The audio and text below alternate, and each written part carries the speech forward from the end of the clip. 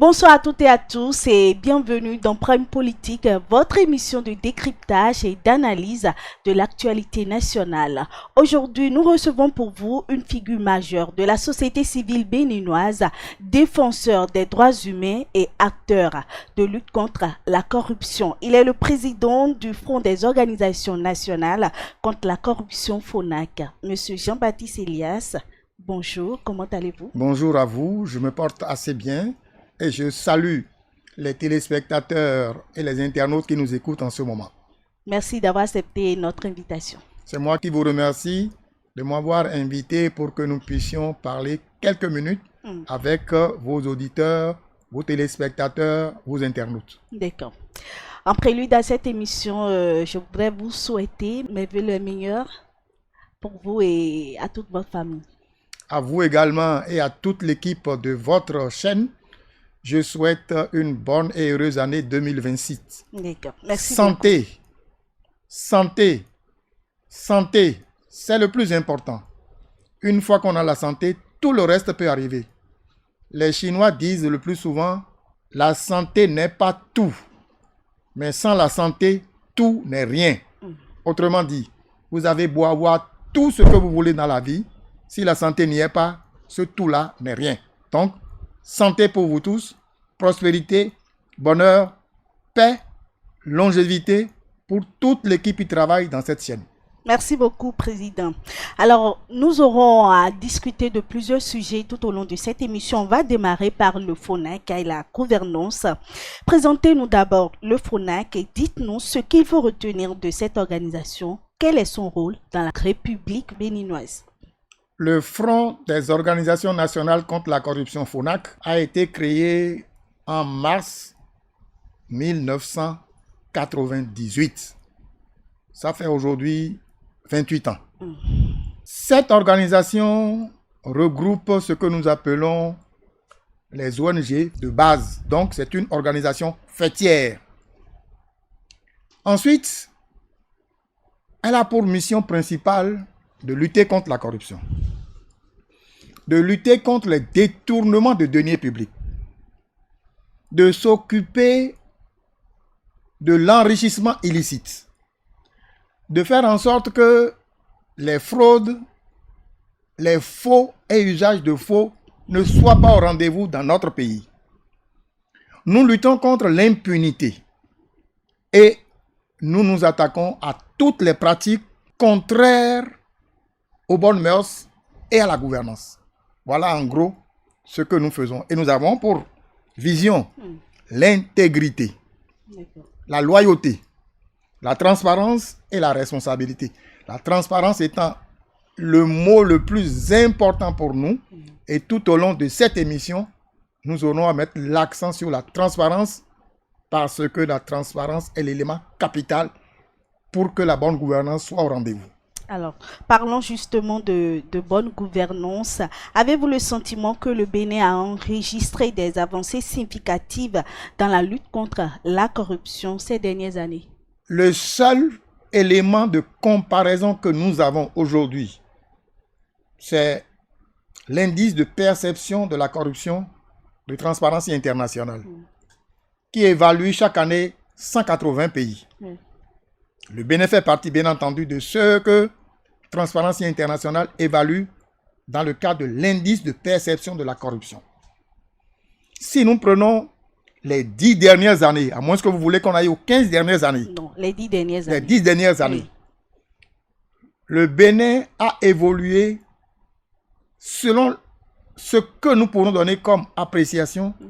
Le Bénin a évolué en dents de scie. Ça veut dire quoi? Ça veut dire qu'à un moment donné, nous sommes stationnaires. À un moment donné, nous évoluons. À un moment donné, nous sommes en plateau. À un moment donné, nous descendons, ainsi de suite, ainsi de suite. Donc, voilà l'appréciation qu'on peut faire de la lutte contre la corruption au Bénin à partir des éléments fournis par l'indice de perception de la corruption de Transparency International. Pour être encore plus concret, l'indice de perception de la corruption de Transparency International donne une note à chaque pays. La note est de 0 à 100. Un bon élève dans une classe, pour être apprécié, doit avoir la moyenne. Hélas, à ce jour de début 2026, toutes les évaluations qui ont été faites par Transparency International depuis plus de 20 ans, le Bénin n'a jamais obtenu la moyenne encore. Donc, s'il y a une appréciation à faire dans ce domaine-là, nous dirons simplement, le Bénin peut mieux faire. Nous nous approchons déjà de la moyenne. Le dernier chiffre que nous avons eu dans cette évaluation est de 43 points sur 100. Donc, on est déjà un peu proche. Mais il n'y a pas que le Bénin, bien entendu. Le monde entier, ça donne à lutter efficacement contre la corruption. Même le premier pays moins corrompu n'a pas 100 sur 100. 90, 91 points sur 100. Ça veut dire qu'il reste encore à faire. Le dernier pays qui semble-t-il est le plus corrompu dans le monde n'a pas 0 non plus sur 100. Il a au moins 13 sur 100. Ça veut dire qu'il a fait quelque chose. Donc, nous devons demander à tous les citoyens de chaque pays, en tout cas du Bénin en particulier, à nos autorités à divers niveaux, directeur général d'une entreprise, ministre, président d'institution, membre d'institution, président de la République, qu'il faudrait que nous puissions travailler à faire reculer la corruption au Bénin. Et pour le faire, nous devons, premièrement, donner le bon exemple. Quand, au niveau du sommet de l'État, on donne le bon exemple, les populations ne pourront que suivre. Les habitants ne pourront que suivre. Quand, par contre, l'exemple n'est pas donné, on dit « Faites ce que je vous dis, mais ne faites pas ce que je fais », la plupart du temps, hélas, nous n'allons pas obtenir de bons résultats. Voilà ce que je peux dire humblement sur ce dossier-là. Oui, tout à l'heure, vous disiez que le Bénin a évolué en dents de scie. Oui. Justement, il y a eu des acquis, vous le reconnaissez. Quels sont les défis qui restent aujourd'hui à relever pour préserver ces acquis-là? Premier défi, il faudrait que tout le monde s'accorde à respecter les tests. Ce n'est pas encore le cas, malheureusement. Deuxième défi, il faut que tout le monde arrive à respecter les procédures. Les marchés publics constituent un lot important, un nid important de corruption, vous le savez bien. Oui. Et donc, il faut respecter les procédures. Il faudrait que chacun, à son niveau, puisse se dire « Je ne serai pas corrupteur, je ne serai pas corrompu, la corruption ne passera pas par moi. » Et de ce point de vue, les choses iront bien. Si nous prenons l'exemple des pays en Afrique qui ont eu la moyenne, pour notre région, Afrique de l'Ouest, c'est le Cap-Vert qui est en tête pour les pays de l'Afrique de l'Ouest qui a eu donc la moyenne. Mais ce pays insulaire, les principes sont réglés, les procédures sont respectées, les lois sont respectées. Il n'est pas question de faire des passe-droits, etc., etc. Ça peut aller. Quand vous allez dans d'autres pays, vous prenez le Botswana, vous prenez l'île Maurice, vous prenez les Seychelles, pour toute l'Afrique, le premier pays le moins corrompu, ce sont les Seychelles. Et qu'est-ce qui se passe là-bas? On respecte les tests, on respecte les procédures, les responsables donnent l'exemple. Il n'est pas question de dire donner le marché à X parce qu'il est parent à moi, donner le marché à Y parce qu'il est de mon parti, donner le marché à Z parce qu'il est de ma belle femme. Rien du tout de ça là ne se fait. Donc, si on respecte les tests, si on fait les procédures comme ça doit se faire, la corruption, à défaut de cesser, reculera sensiblement et les autorités auront nécessairement les moyens pour faire une bonne politique de développement durable, que l'emploi soit créé, que la satisfaction des populations soit une réalité et que tout le monde puisse vivre en harmonie dans le pays. Donc, il y a deux défis majeurs qu'il faut relever. Il peut y en avoir d'autres. Moi, je n'ai cité que ce que je connais pour l'instant au moment où nous sommes sur ce plateau. Il peut y avoir bien sûr d'autres défis que nous découvrirons ou que nous allons mettre en place pour que les choses se passent bien. D'accord. Merci beaucoup, Président. Alors, nous allons aborder à présent la question relative aux campagnes électorales. Alors, quel regard global portez-vous sur le déroulement des campagnes électorales atypiques sur l'ensemble du territoire national dans le cadre des élections législatives et communales? D'abord, la loi portant code électoral et la constitution du Bénin ont décidé que les deuxièmes dimanches du mois de janvier de l'année électorale, on puisse faire les élections. Donc, le 11 janvier 2026, il y aura les élections couplées. Élections municipales et communales, d'une part, élections législatives, d'autre part. Donc, le 11, on fera 2 élections. Premièrement, la campagne électorale est ouverte le 26 décembre 2025 et s'achèvera le 9 janvier 2026. Vous me posez la question de savoir qu'est-ce que nous avons constaté durant la campagne. Comment est-ce que vous voyez le déroulement de la campagne sur l'ensemble du territoire? Pour l'instant, la campagne se déroule assez bien, timidement par endroits, bien ancré par endroits également. Donc, ça va un peu mieux de part et d'autre pour que les populations soient au courant. Mais en matière de campagne électorale, puisque nous sommes dans la gouvernance, et c'est ça l'élément important que nous devons dire, les tests ont prévu un certain nombre de choses. Premièrement, la campagne doit se faire de 7 h le matin jusqu'à 23 h le soir. D'accord. Donc, tous ceux qui sont dans les partis politiques, les sympathisants et autres, doivent comprendre que le code électoral dit qu'il faut faire la campagne, pendant la période de campagne bien sûr, de 7 h à 23 h. Et le code interdit de faire la campagne de 23 h à 7 h. Premier élément. Est-ce que tous les partis politiques respectent cette clause du code électoral aujourd'hui? La réponse est non. Deuxième chose, la campagne électorale est en cours.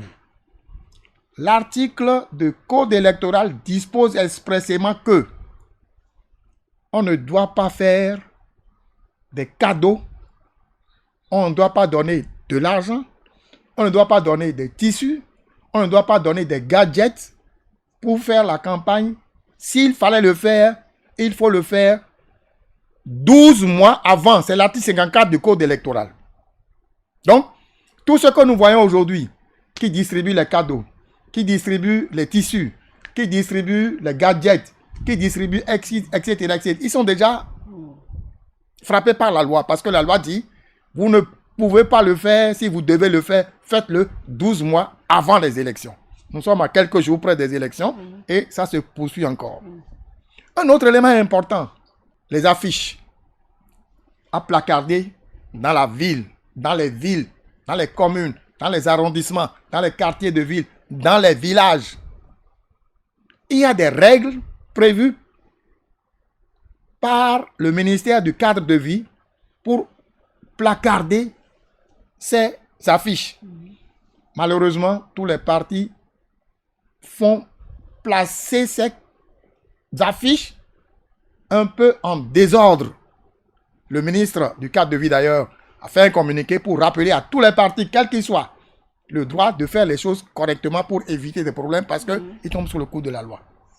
Ensuite, il est dit que cette élection du 11 janvier 2026 se fera pour une durée de 10 heures.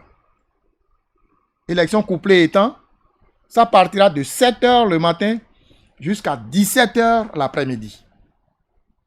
Il faut donc dire à tous ceux qui nous écoutent en ce moment que le 11 janvier, il y aura les élections pour 10 heures de temps.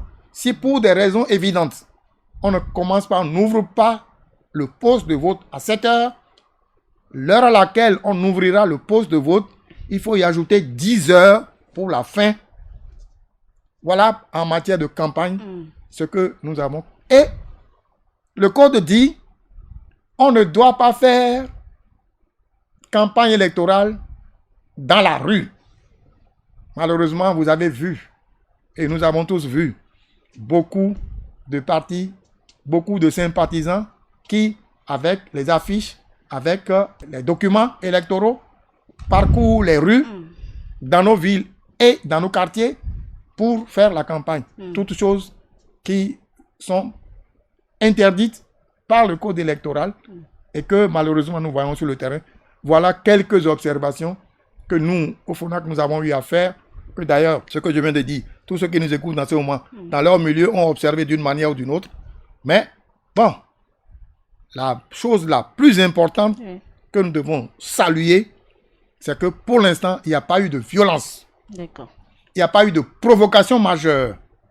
Et ça là, c'est à l'actif de tous les partis politiques et nous devons les remercier pour faire en sorte que le vivre ensemble soit une réalité et que nous puissions sauvegarder la paix à tout prix dans le pays. Nous n'avons qu'un seul pays, c'est le Bénin et c'est pour nous tous.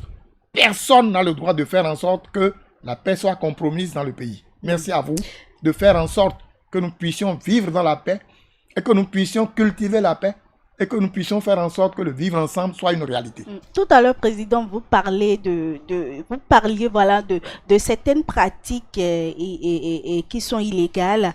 Depuis le démarrage de cette campagne, avez-vous déjà reçu des rapports sur ces comportements que vous décriez ou qui seraient en contradiction avec les principes défendus par votre organisation? Ce que je viens de dire, maintenant, tous ceux qui nous écoutent en ce moment l'ont constaté. Nous avons constaté aussi, mais il n'y a pas un rapport écrit pour dire c'est comme ça, mais nous avons c'est un constat. Vous parlez tout à l'heure du code électoral qui proscrit un certain nombre de choses. Oui, voilà, la campagne dans la rue par exemple. Oui. Est-ce que les partis politiques sont méconnaissants des textes? Ben, malheureusement, on dit souvent, nul n'est censé ignorer la loi, mais dans la pratique, parfois des gens n'ont pas le temps ou la possibilité de lire le code et de voir ce qui est prescrit, ce qui n'est pas prescrit, ce qui est interdit, ce qui n'est pas interdit. Je vous donne l'exemple de dire la distribution des cadeaux. Le code à son article 54 dispose expressément qu'il n'y a pas de cadeau à faire. S'il fallait faire des cadeaux, c'est 12 mois avant, pas après. Malheureusement, vous voyez bien que les cadeaux, tout le monde voit. Devant caméra et micro, on voit. On donne des sacs, on donne des riz, etc., etc. Tout le monde voit. Mais le code dit non, il ne faut pas le faire. Justement, Président, nous sommes en période électorale. À quand parle-t-on justement, parle-t-on justement de corruption électorale? D'abord, il faudrait donner une définition à ce que c'est que la corruption électorale. Qu'entend-on par corruption électorale? On n'entend pas corruption électorale. La corruption, c'est-à-dire promettre, donner quelque chose pour faire ou ne pas faire ce que vous devez faire ou que vous ne devez pas faire. Pour être plus concret. D'accord.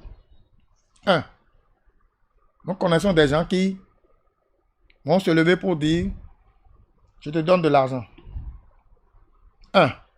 Tu prends cet argent, tu iras voter pour tel parti qui est le mien. 2.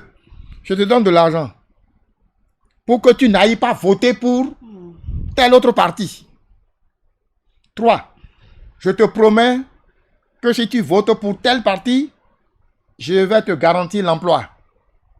Je te promets, si tu votes pour tel autre parti, je te ferai telle chose, je te ferai telle chose. Voilà ce qu'on peut dire très rapidement parce que le travail que nous faisons, c'est pour permettre à tous ceux qui nous écoutent de mieux comprendre. Nous n'allons pas donner des définitions très compliquées pour éviter à ce que les gens s'embrouillent. Au plus simple possible, c'est de cette façon qu'il faut comprendre la corruption en période électorale. Alors, la corruption électorale intervient à quel moment? Avant, pendant ou après les élections? À tout moment. À tout moment. Je donne l'exemple. Le code dit 12 mois avant, il n'y a pas question de faire des cadeaux, de donner de l'argent. Nous sommes à moins d'une semaine du scrutin. Ça se fait maintenant. Malheureusement. Donc déjà, il y a problème. Ensuite, au niveau de la corruption, les irrégularités à constater au niveau des élections, c'est d'abord la possibilité d'interdire à quelqu'un d'aller voter d'une manière ou d'une autre. Parce qu'on sait que dans ce milieu-là, c'est tel parti qui a le vent en poupe. Et si ce parti, on laisse les gens aller voter, ils voteront dans un sens qui n'est pas bon pour nous. Et donc, on fait tout pour empêcher que ceux-là aillent voter. Ça fait partie de la corruption électorale. Ensuite, on dit, bon, très bien, nous avons fini de faire le travail. ceux qui sont là, dans les postes de vote, hélas, peuvent être approchés par les partis politiques, certains partis politiques, pour dire, voici tel montant. Au moment du dépouillement, faites le nécessaire pour que, bon, mon parti soit à tel endroit. On a fini de faire le dépouillement au vu et au su de tout le monde. Des gens peuvent passer par derrière pour donner de l'argent au président et aux membres du poste de vote. Ça, c'est des formes courantes de la pratique. Oui, vous me demandez à quel moment ça peut se faire. Je vous ai déjà dit, avant les élections et pendant les élections. Nous sommes au moment des élections. C'est pour ça que je vous dis, on a fini les élections, on a fait le dépouillement. Tout le monde a vu le résultat. Mais pour faire le procès verbal, le président et les membres, les assesseurs, peuvent être approchés par ce que nous combattons, à savoir la corruption, pour faire les PV dans un sens contraire à ce que les urnes ont dit. C'est la corruption, ça, pendant les élections. Maintenant, au moment de transporter les urnes, on transporte les urnes du poste de vote à l'arrondissement. On peut passer dans une autre maison pour changer l'urne. C'est aussi une forme de corruption. Avant d'amener l'urne à l'arrondissement pour que le coordonnateur d'arrondissement puisse prendre possession du vote qu'il y a eu dans ce poste de vote, entre le poste de vote et le siège de l'arrondissement, on peut passer dans une maison, dans deux maisons, parce que là-bas, on a déjà prévu, on a déjà préparé, n'est-ce pas, le bourrage d'urne, et puis on change et on revient avec l'urne pour les remettre là-bas. Le coordonnateur d'arrondissement, en toute honnêteté, a pris ce qu'on lui a donné. Mais il se pourrait qu'il y ait eu effectivement, comment dirais-je, une corruption qui a conduit à avoir l'urne qui n'était pas l'urne initiale du poste de vote. Voilà encore un autre cas de corruption. Maintenant, on a fini de faire le travail. Le coordonnateur d'arrondissement a fait la compilation, a préparé le procès verbal, a préparé les cantines. Entre le départ des cantines de l'arrondissement jusqu'à la Sénat, beaucoup de choses peuvent se passer aussi. Le trajet depuis un arrondissement qui est à l'intérieur du pays pour arriver à Cotonou jusqu'au siège de la Sénat, des choses peuvent se passer. Des partis politiques, des responsables peuvent passer par derrière pour donner ce que nous combattons, savoir la corruption, pour qu'on puisse changer les choses. C'est possible. J'ai la malchance ou la chance d'avoir été président du Conseil de l'Union africaine contre la corruption. J'ai parcouru les 54 États. J'ai vu ce qui s'est passé. Et donc, vous me posez la question, je vous donne scientifiquement les réponses de ce qui peut se passer et de ce qui s'est passé ailleurs. Et il faudrait donc le dire pour que, voulant cultiver la paix, voulant que nous soyons dans la logique de la transparence, ces choses-là ne se passent pas au Bénin. S'il y a des gens qui ont envie de le faire, nous les supplions de ne pas le faire. Parce que c'est des choses qui peuvent, hélas, compromettre la paix. Alors, face à cette réalité, quelles sont justement les dispositions concrètes mises en place par le FONAC pour lutter efficacement contre ce fléau? Ce que nous faisons déjà dans ce studio est l'élément capital. Le FONAC a pour principal partenaire la presse, les médias. Nous avons pour mission d'informer, de sensibiliser, d'éduquer la population. Chacun, en nous écoutant aujourd'hui, doit se rendre compte de ce qui peut se passer et de comment il faudrait tout faire pour éviter que ça se passe. Chacun à la maison, papa, maman, dira à son enfant ou à ses enfants, attention, voici ce que le code a prévu. Vous êtes membre d'un poste de vote. Quand vous irez là-bas, faites les choses correctement. Si quelqu'un vous approche et peut vous donner de l'argent, refusez.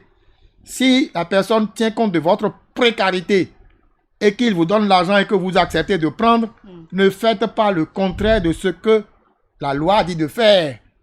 Ne faites pas le contraire de ce que votre conscience a dit de faire.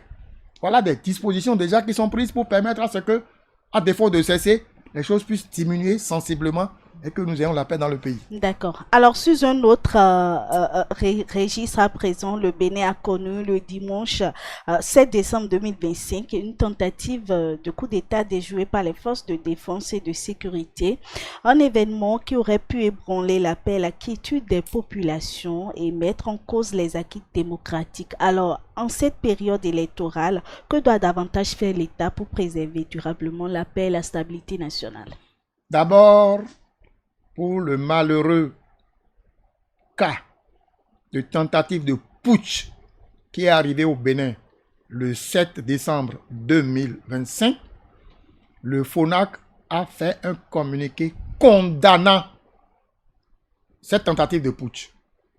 La presse l'a relayé et nous avons dit aucune raison ne doit expliquer une quelconque tentative de putsch dans un pays parce que le putschiste, quand il vient, il vous donne des idées, mais il fait autre chose après. J'ai parcouru les 54, j'ai vu ce qui se passe. Quand les putschistes arrivent, tu dis, non, on a fait putsch, c'est pour rétablir ici, c'est pour rétablir ça. Nous jurons, nous donnons notre parole que jamais aucun de nous ne sera candidat à quoi que ce soit. Vous avez vu ce qui se passe ailleurs. Donc, les putschs là, il ne faudrait jamais les accepter. Quelles que soient les raisons. De ce point de vue, le FONAC a été très clair, a dit il n'est pas question de voir des putschs se réaliser dans notre pays. Maintenant, vous avez posé la question de savoir qu'est-ce qu'il faut faire. Qu'est-ce que l'État devrait faire pour davantage préserver la paix, surtout en cette période sensible? Il faudrait que nos autorités puissent être à l'écoute du peuple. Il faudrait que nos autorités puissent savoir analyser les propositions, les souhaits des uns et des autres. Il faut que nos autorités puissent faire en sorte qu'il y ait moins de frustration. Il faudrait que nos autorités puissent cerner les mécontentements et trouver des réponses appropriées au cas de frustration et au cas de mécontentement pour que le vivre en paix que nous souhaitons puisse être une réalité dans le pays. D'accord. Parlons justement de la préservation de la paix. Quel devrait être le rôle du citoyen? Le citoyen doit à tous les niveaux, en tout lieu et en toute période se comporter conformément aux dispositions de la loi. Ça veut dire quoi? 1. Je dois faire en sorte que le vivre ensemble soit une réalité dans mon milieu, dans mon quartier, dans ma maison, dans mon arrondissement, dans ma commune, dans mon département et pourquoi pas au niveau national. Je ne dois jamais prôner la violence. Je dois tout faire pour que les bonnes pratiques puissent être au rendez-vous. Le milieu dans lequel je me trouve, je dois pouvoir donner le bon exemple. Faire en sorte que les principes de la bonne gouvernance soient respectés. Voici quelques éléments que nous, humblement au FONAC, nous suggérons pour permettre à ce que tout se passe bien dans un pays. D'accord. Alors, la proclamation des résultats des élections est exclusivement l'apanage de la Sénat et de la Cour constitutionnelle. Avec l'avènement des réseaux sociaux, on constate de plus en plus de diffusion et divulgation de résultats des bureaux de vote au soir des élections sur les réseaux sociaux. Tombe-t-il sous le coup de la loi ou contribue-t-il à la transparence des résultats? Ils sont soumis à quelle sanction? Je voudrais dire à tous ceux qui nous écoutent en ce moment que la loi interdit aux médias ou aux individus de publier sur les réseaux sociaux ou dans les médias des résultats sortis des urnes dans l'espace de l'Afrique de l'Ouest. Seul le Sénégal a mis en place une disposition qui permet à ce que les hommes des médias, les réseaux sociaux puissent publier les résultats sortis des urnes de façon brute. Aucun autre pays ne l'a donné. Et au niveau de la CEDEAO, c'est le seul pays, le Sénégal, qui a autorisé parce qu'ils ont trouvé une responsabilité énorme à la presse et aux réseaux sociaux pour ne faire que ce qui est réellement sorti des urnes. Or, hélas, Vous savez très bien, dans les autres pays et dans mon pays, la presse parfois, c'est pas toute la presse, hein, la presse parfois, certains responsables de presse parfois donnent des résultats que nous appelons les fake news. Voilà. Si bien qu'ils sont à l'aise de donner des fausses nouvelles. Est-ce que c'est les médias ou les réseaux sociaux? Les deux, malheureusement, on a connu des médias, des organes de presse? Bien sûr, qui ont donné de fausses nouvelles. Vous vous souvenez? Et quand on les a assignés en justice, ils ont présenté publiquement les excuses. Ils ont donné des excuses publiques après pour avoir fait ça. Et donc, pour éviter qu'on en arrive là, humblement au FONAC, nous proposons à ce que personne ne donne ces résultats-là. Et pour que ça puisse bien se passer, nous demandons à la Sénat, à la Cour constitutionnelle, à la Cour suprême, puisque le code électoral dispose expressément que le dépouillement au niveau de chaque poste de vote est public et qu'une fois que le dépouillement est fait, on affiche les résultats sortis des urnes au niveau de ce poste de vote. Si moi je peux voir les résultats de mon poste de vote affichés, c'est que les 13 millions de Béninois, avec leurs yeux, peuvent voir les résultats de tous les postes de vote du Bénin. Nous demandons donc, les logiciels sont au niveau de la Sénat. Que la Sénat mette les résultats poste de vote par poste de vote et les publie sur son site.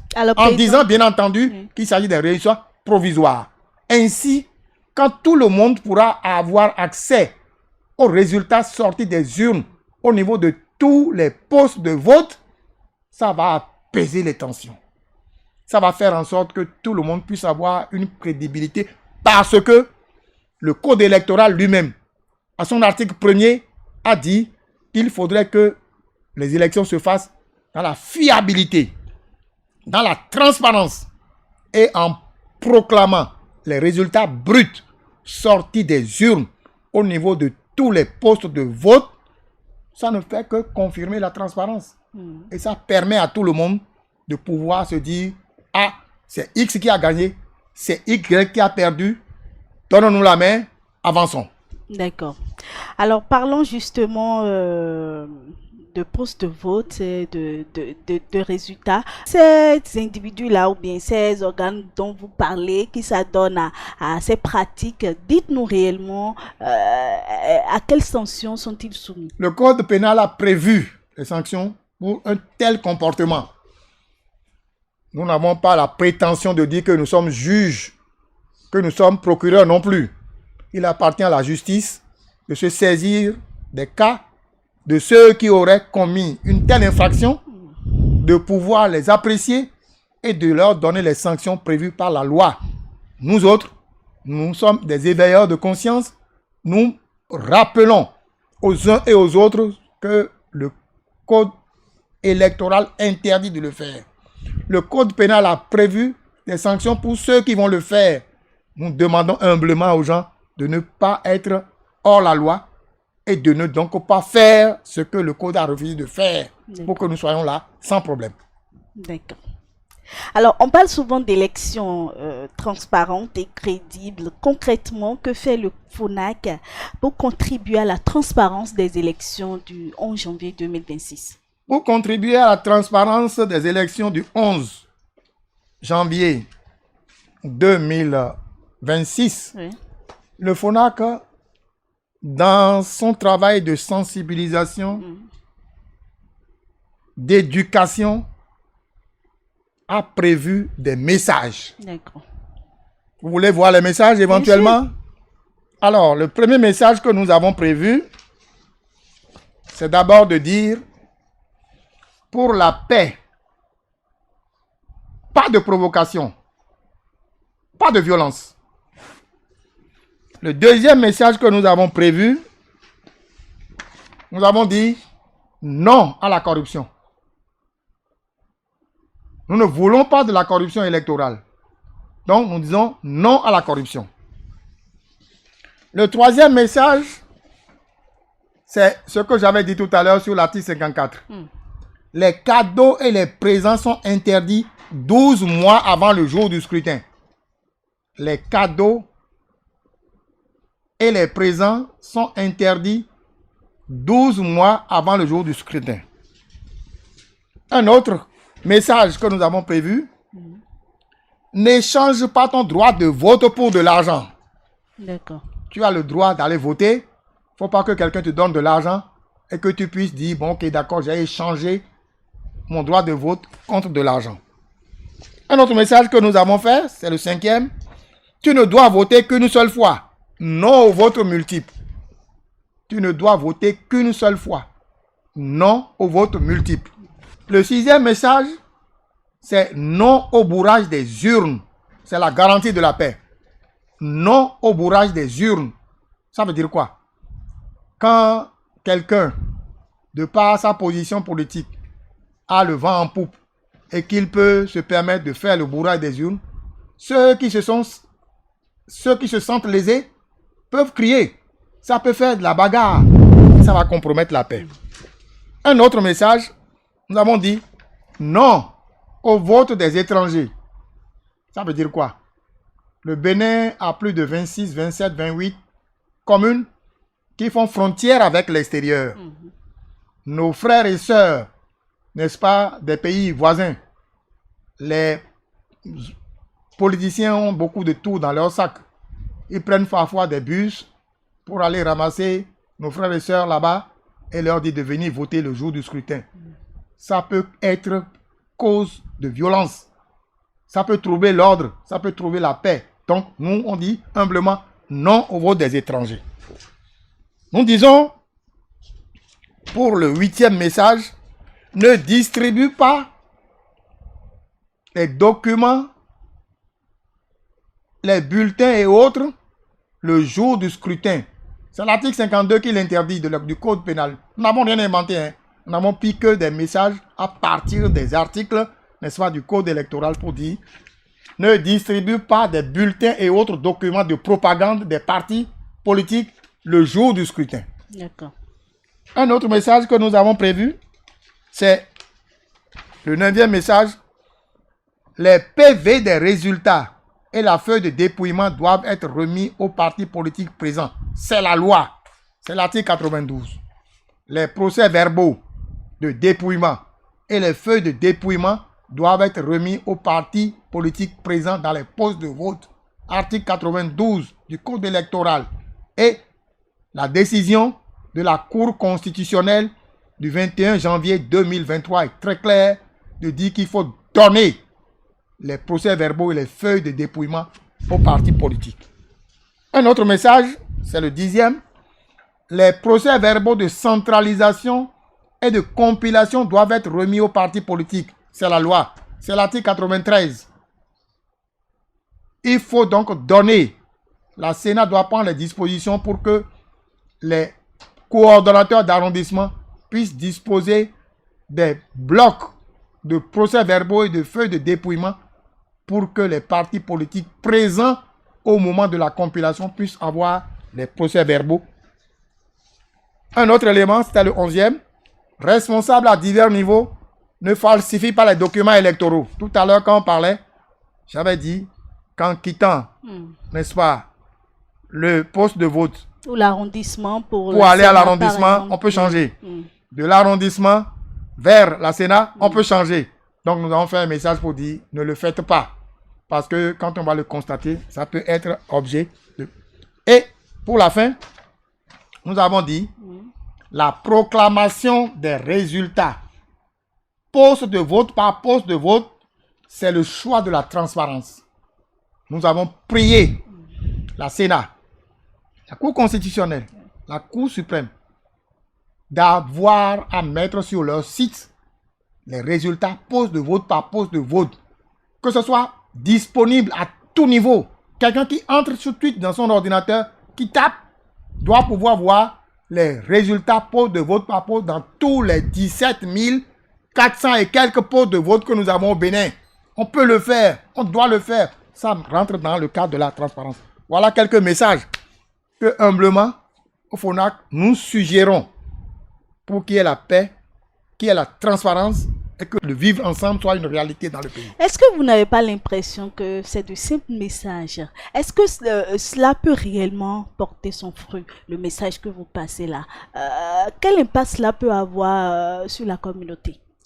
Nous souhaitons que vous diffusiez le maximum possible ce que nous venons de faire pour que le maximum possible de la population béninoise puisse être au courant de ce que nous venons de dire. Et que le maximum possible des électeurs puissent savoir que voilà ce qu'il faut faire pour que les choses se passent très bien. Tout à l'heure, vous avez parlé des médias qui sont vos premiers vos partenaires. Partenaires. À part les médias, est-ce que le FONAC mène des actions concrètes sur le terrain? Absolument. Nos militants sur le terrain, je vous ai dit tout à l'heure que le FONAC est une organisation fêtière.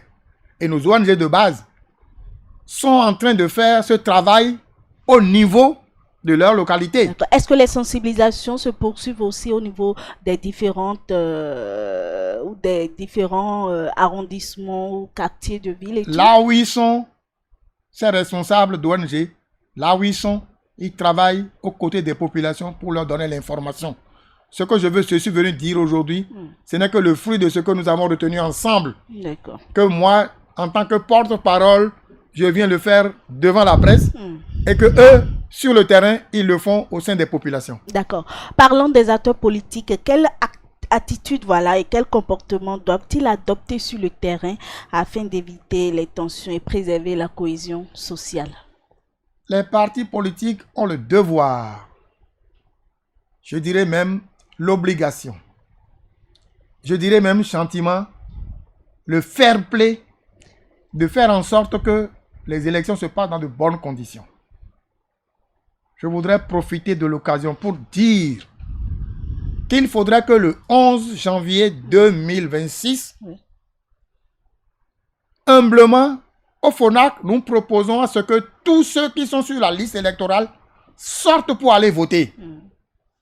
Pas de boycott. Le boycott n'a jamais donné de bons résultats en Afrique.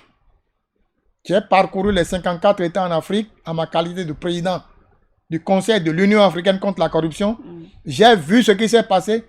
Tous ceux qui ont entendu des messages de boycott et qui ont fait le boycott ont regretté de l'avoir fait quelques semaines après. Je rappelle au passage que si 1% des Béninois, 1% seulement sort pour aller voter le 11 janvier 2026, le vote sera validé. Les 99% qui auraient éventuellement choisi de faire le boycott, ce serait tant pis pour eux. Ils n'auront que leurs yeux pour pleurer. Ils vont parler pendant une semaine, c'est terminé. Et puis, la vie continue. Et n'oubliez pas, le 11 janvier 2026, chaque électeur potentiel a le devoir de se lever pour dire « Je dois faire quelque chose parce que la vie de mon pays pendant les 7 ans à venir, il dépend. » Ceux qui crient pour dire « Non, nous on ne peut pas, tout est fait, ce n'est pas vrai, rien n'est fait. » Pardon, rien n'est fait. Allez-y voter. Il y en a qui disent « Mais nous on est fâchés, nous on est frustrés. Qu'est-ce qu'on fait ?» Mais le code électoral même a prévu pour vous qui êtes frustrés, pour vous qui êtes fâchés, ce que vous devez faire. L'article 88 du code électoral dispose expressément que vous pouvez aller voter. Si vous allez dans le poste de vote et que vous vous rendez compte que ce qu'on vous a proposé n'est pas ce que vous voulez, vous transformez votre bulletin en bulletin nul. L'article 88 vous donne ce droit. Exemple, vous allez dans le poste de vote le 11 janvier 2026. Vous arrivez, vous dites, moi, je ne veux faire que le vote pour les élections municipales ou communales. Vous prenez le bulletin, vous allez dans l'isoloir, vous faites votre choix. Si ceux qui sont sur le bulletin vous agréent, vous choisissez celui que vous voulez et puis vous le mettez dans l'urne. Mais au cas où ça ne vous agrée pas, l'article 88 vous donne le droit de dire « Je rends mon bulletin nul » et je le mets dans l'urne. D'accord. Alors, à partir de cet instant, vous pouvez le faire pour les municipales, vous pouvez le faire pour les législatives. Et quand on va décompter le soir du vote, on dit le parti A à 20, le parti B à 13, le parti C à 14, le parti Z, le parti Y, on cite tout le monde. Et on dit les bulletins nuls, on en trouve beaucoup. C'est en ce moment et en ce moment que les délégués que nous avons mis à l'Assemblée, à savoir les députés qui représentent le peuple, on dit, ah, nous avons voté une loi qui n'a pas plu à la population parce que la population a voté bulletin nul. Donc, les députés vont prendre la mesure pour corriger ce qui est fait et qui n'a pas plu à la population. Mais si vous restez à la maison, personne ne saura que vous êtes mécontent ou que vous n'avez pas apprécié ce qu'ils ont fait. Donc, il faut sortir pour aller voter. Voilà ce que je veux dire humblement à votre question que vous avez posée. D'accord. Merci beaucoup, Président. Alors, nous sommes pratiquement à la fin de cette émission, de cet entretien. Votre mot de fin. Je voudrais demander à tous ceux qui nous écoutent en ce moment, qu'ils soient électeurs ou non, parce que ceux qui n'ont pas 18 ans ne seront pas électeurs. Mais ils sont de la partie, ils sont du pays, ils sont du Bénin. Que chacun cultive un sentiment de paix, un sentiment de non-violence, un sentiment de bonne gouvernance. Que faut-il faire pour que le vivre ensemble soit toujours garanti dans le pays? C'est ça que nous devons faire. Au FONAC, nous suggérons humblement à tous ceux qui sont sur la liste électorale de sortir le 11 janvier 2026 pour aller exprimer leur vote, leur choix, afin que le Bénin sorte grandi et qu'à la fin, le meilleur gagne réellement et que le pays soit en paix. Voilà mon mot de fin. D'accord. Merci beaucoup, Jean-Baptiste Elias. Je rappelle que vous êtes le président du Front des organisations nationales contre la corruption FONAC. Merci d'avoir répondu à nos questions. Merci à vous aussi. Bonne journée. Amis internautes, stop et fin de cette émission. Merci de nous avoir suivis et à très bientôt.